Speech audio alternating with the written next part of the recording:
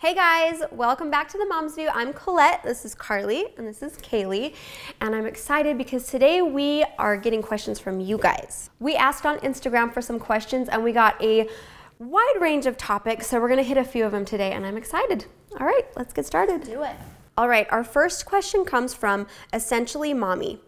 Post-baby body image, mom of two, under two, and struggle looking at myself in the mirror. It was kind of a fragmented sentence, but post-body image, she's struggling looking at herself in the mirror. What advice do you have? She has two under two? Yes. Mom of Girlfriend. two under two. Good job. And I struggle looking at myself in the mirror. I think you have to remember it takes time. It's so hard because I remember right after Elliot, I just was like, you feel better instantly because you've just, you feel better. And so your body's like up and ready to be moving.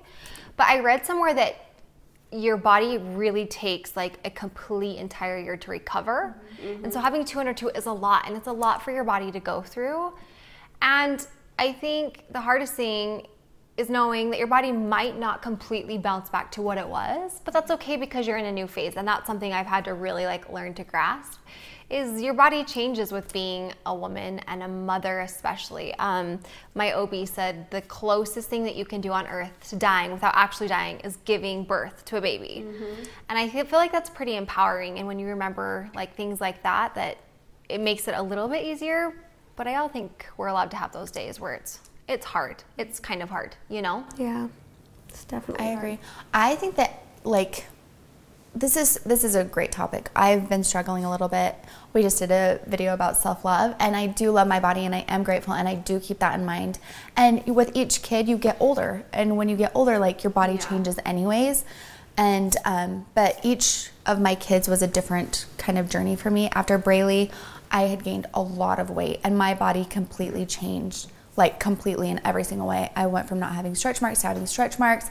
I went from being really tiny to just bigger, but I felt so much better right after because I had so much water weight that when I left the hospital, I had lost 20 pounds of just water. So I already felt like this jump start, and I felt better, and I was 20, so I got back down, not to my smallest because I wasn't healthy, but to a good place. But I still struggled and felt insecure, and I had to apologize all the time. And after I had her, I felt like I had to diet. I didn't eat the food that people brought me because I felt like immediately I had to just start dieting. And then after Gage, I didn't gain as much weight, but I weighed more when I got pregnant with him. And I got home from the hospital thinking I had gained 20 pounds. I was going to have all that weight gone. I got on the scale, and I hadn't lost a single pound.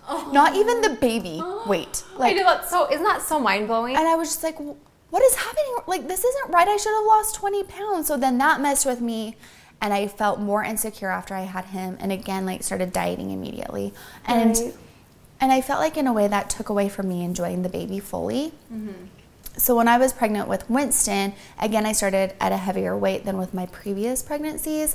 And I was super, super sick, and I didn't gain much weight. And I remember when I went to have him, I promised myself I wouldn't do the things that I had done in my previous pregnancies. I was not going to take away from my time with my baby by trying to diet and trying to worry about weight. I was just going to enjoy my baby. And I did that, and I lost weight quickly, and I enjoyed my baby, and I felt so empowered after I had Winston. I told everyone, you should love your body. This is the greatest time. Enjoy your baby, love your body, celebrate. I wanted to scream it from the rooftops because I felt so good. And I felt like I just turned 30. I was in this great place. I felt so empowered and awesome. And then I got pregnant with Layla, and when I got pregnant with her, I was at a lower weight, and I gained more weight, and I have really struggled this time, and I'm ashamed of myself, and I keep trying to remind myself it's okay to feel this way because I did just have a baby, and my body is different, but I'm how could I feel so empowered after Winston, and now I'm at this place? Yeah. And I do love my body, and I'm grateful, but I'm still just I don't know, I'm just at a weird place. That's hard. And I know I've talked to you guys about it before, but I'm just why? I want to feel yeah, our bodies are great. And I just feel crap. Am I ever going to be able to lose weight? And I haven't focused on dieting. I definitely haven't because I want to nurse and I want to enjoy Layla, and I have, and I've given everything that I can to her through breastfeeding and everything, but I don't feel awesome. Yeah, I totally understand. Sorry, that was really long-winded, by the way. No, Just no. each journey, but I just feel like it has all been different, and I think that you just have to be understanding of yourself, and that's what I've come to with this one. I just have to be kind to myself. Like, I don't feel empowered. I don't feel like I'm being a good example all the time or an inspiration, but I'm just forgiving myself for that. Yeah, just accepting where you're at. I don't know. It's hard. I think that's the hardest thing is as a woman in general, we have a tendency to take a lot of our value on our looks and, you know, how thin we are. And when you go through having a baby, and especially where you've had two right away, Yeah. that's going to take a big toll on your body and on your mind. So one thought that I was thinking as these ladies were talking about how they were feeling is that I feel like everything that we go through and every experience that we have, as hard as things may be, it's always a call from the universe to look within ourselves and to embrace a change. Because that's the nature of life. Things are going to change every single day. Our life is never going to be the way that we map it out to be. And if you're trying to make it that way, then you're going to have a wake-up call. That's me every day. Yes. So I think in this instance, it's a call when you look in the mirror and you see yourself and you don't like what you see. That's a call from the universe to look within and to start giving yourself the love that you need. And that is so hard to do. Yeah. And I understand that. I think what it comes from is daily giving yourself that love that you need and embracing the change. Embracing, you know what? I am not the woman I was before, and that is okay. Yeah. And I'm going to look around me and look within and see what about me now is better or different and embrace it. Yeah. That's so good. I think give yourself some credit too. Yes. Babies under 2. That's amazing. That is a really good job. Good job. Yeah. Good job. I also think like it's hard because I know that when I'm at like my happiest and I'm feeling the best about myself, that reflects over into who I am as a wife and as a mom. And so I really try to like focus in on the things that will make me feel better. And if it is like eating healthier or working out or buying yourself that shade of lipstick or those shoes that you want, you have to take time to treasure those things that make you feel happy and do that one thing a day that you know you need to get done that will make you feel better about yourself. And that's not like indulging in chocolate or whatever. I think that like going on a walk or maybe eating a little more vegetables, it has to come with like the small things that you do every single day that will add up to the big changes. You can't just wake up and your body's gonna be right back where it was. That's what I've noticed for me. It's like, you know, it's a journey and life goes by so fast. And how many times have we looked at pictures and been like, I'm not going to post that, I look bad. And then you look back and you're like, I should have posted that, I look great. Think about when you're 60, you know, you're going to remember that time in your life maybe where you'll look back and you know you were struggling, but you'll be grateful for that journey. And I think that with me and Elliot, like my body has even changed more since I had Cooper with Elliot. But as much as like there's parts of me I want to change, I realize it's a journey and that, you know, part of being on earth is to enjoy the good and the bad and to take note when you can and just be patient. Like it's just so hard, and just love yourself and know that your kids love you and we love you. And I don't know, I think that you're allowed to have days where it's hard. You don't always have to be like peace and love and I love my body, because there's days where I'm just like, oh, this sucks. Like I have so many stretch marks. This really sucks. But you know, you have to just embrace it all and know that you're doing the best and, you know. Yeah. I have 2 things that have helped me. I'm going to share them with you. 1, buy a pair of pants that are big. Just one. Or boyfriend Spanx. jeans. Boyfriend jeans are in style. Buy some. Yeah, I have they're some so on right now. comfortable. They're kind of tight. They're not as loose as boyfriend jeans should be. I don't care. I love them. They feel great, and I don't feel like I'm like squeezing and tucking. It's wonderful. Here's another thing that I've been doing. This is a secret, so don't tell anyone. I can't wait. When I was pregnant, I did a video about Valentine's Day and like different ways to like spice things up. And I was pregnant, so I was bigger. I bought this black silky robe because I thought that is still like sexy and like made me feel good. And after I had Layla, like I mentioned, I was struggling. So do you know what I do? Is I put that on and I get ready in it because I feel sexy in it. Yeah. My body Good for you. doesn't look the best, but I feel good in it. Yeah. Because it's like, It's sexy. you know, so do something like that. Like, is a robe sexy to everyone? Probably not.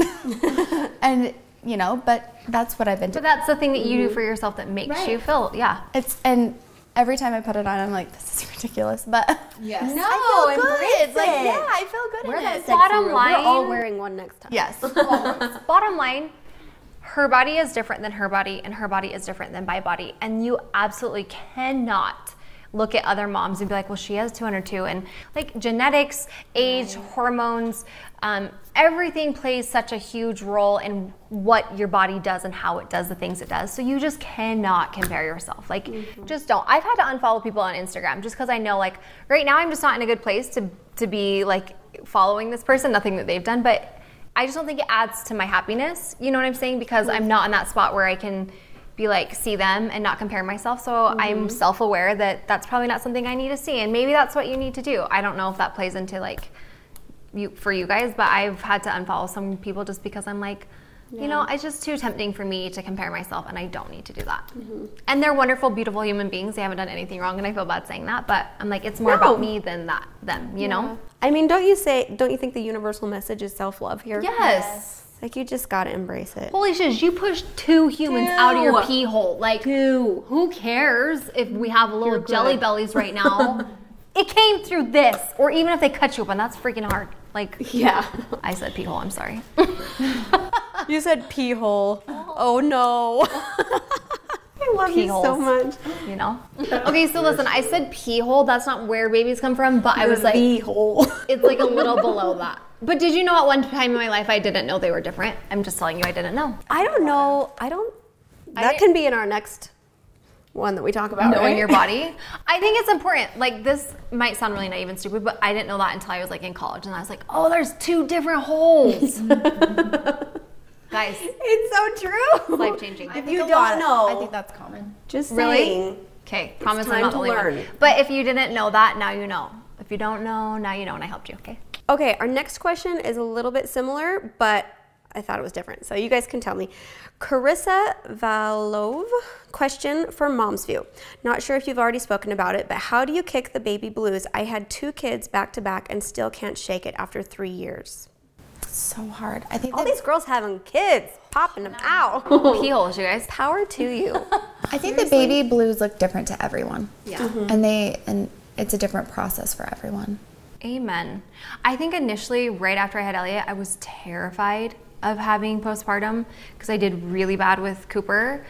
But I also think that I was in a different place. I had a different support system going on when I had Cooper than when I do now. And my doctor pointed that out to me because I remember when I was into eating your placenta or putting it into pills. Not that you shouldn't do that, but I had heard that that's really great for postpartum. And my doctor's like, honestly, if you have a really healthy diet, that's all your placenta pills are going to do is just kick back in those vitamins and nutrients. And he said, but think about it. When you were with Cooper, you were in a different point in your life. You had a different relationship going on. Like, it's totally different. I feel now, some days now, I have baby blues that are different than after I had him. And they're not like I feel sad for myself, but like, do you just have days where like, oh my gosh, this is so hard. And you just feel like overwhelmed, like kind of depressed because it's so hard. You're not doing all the things you want to do. But I think everyone's different with what makes us happy. And I think finding the little joy in the little things, like if I go on a walk, I know it makes me a different person. And if I learn to reach out for help when I'm knowing I'm needing it, or just being aware that I'm feeling sad, I think that's a huge step in baby blues. So I think reach out, don't hold it in, talk about it. Yeah. I think doing things to remember who you are. After you have children, it's so easy to just be in mom mode and forget who am I outside of this. So doing like tiny little things that remind you of who you were, you know, try to do that. Yes. Like feel okay about leaving your baby for an hour and going and doing something for you to remember who you are. I've always said, like, I like to work. I love being a mom, but I like to work. So making sure that I'm taking time to work and remember this is who I am. Like doing hair, I do my mom's hair. I always feel really good. So just remembering that part of who you are. And I think, like you said, ask for help. There have been times after I've had a couple of babies that I've had to be put on medication. Not everyone agrees with that, but that's what I needed, and that's okay. Yeah. I know everyone feels different, but I love that though, but it's like tailored to you. Yeah. And not like your story is going to be different than Kaylee's and mine and Colette's and each pregnancy. I haven't had to do that with each pregnancy, but I've gotten to places where I thought my baby was going to die. Like those were the baby blues to me, just worrying so much about my baby dying. Yeah. That I've had, I had to talk about it and get put on medication. Also, hormones play a huge part, like you said, and vitamin D. Just take some vitamin D. Vitamin D helps so much. Yes. You know, a lot of times it's something simple. Sometimes it's something going on in our minds, but sometimes it very much is a physiological thing that you can get help with. And I've also realized that it's okay to embrace, like what Carly said, embrace your emotions, like honor where you're at right now. You know what? I've had 2 kids really close together. That's incredible, and I can give myself that respect and honor and love and say that it's okay. Maybe I'm a little depressed, maybe my energy's low, and I can start doing things, asking for help, reaching out to people, or eating differently, or you can start reading some books or something that will help you, or reach out for that thing that lights you up inside. And even if you don't know what that is, maybe it's time to discover that again. But absolutely, you don't have to feel like you should suffer in silence. And that goes for all depression, not just the baby blues. But if you're feeling something, talk about it. Don't be afraid to talk about it. Even if you can't talk to people, write it. Free write. But get your feelings out there and honor them. Say, it's okay that I feel this way because I'm going through change and I'm going through life, and life is hard, and I'm human, and that's what we do. I've even made so many videos that I've never uploaded just because I needed a place to put it out there. You know what I'm saying? I recorded some videos, I'm like, I just need to talk about this. And I'll record it and then I watch it back and I'm like, I don't actually want to upload that. I feel better though. It's just sometimes telling your story out loud and kind of just being aware. I think that's the biggest step, and I love that you've pointed out that you feel that. It's just being self-aware that you don't feel happy. That's a huge step that a lot of people sometimes miss. And don't try to resist it. Just accept it. Be like, this is where I'm at. And the baby blues aren't necessarily something that happens right after. So even though you're feeling them now, still later, don't be ashamed of that. Right. With Winston, I felt really happy, like I said, and then a year later, I was in a bad place, and I felt like it was just hormones and unbalance, and that's okay. It doesn't have to happen right away. Baby blues can happen later, like you said. I love that. Yeah. I think the main thing that I'm hearing is acceptance. Accept where you're at, and self-love. Yeah. And no shame. No shame. All right, you guys, I'm sorry we only got to 2 questions, but there were so many good ones, and we're definitely going to keep those in mind for next time. As always, leave in the comments below what else you guys would like to hear from us, and follow us on Instagram and Facebook and Twitter, and we'll see you guys next time. Love ya. Love Bye. you.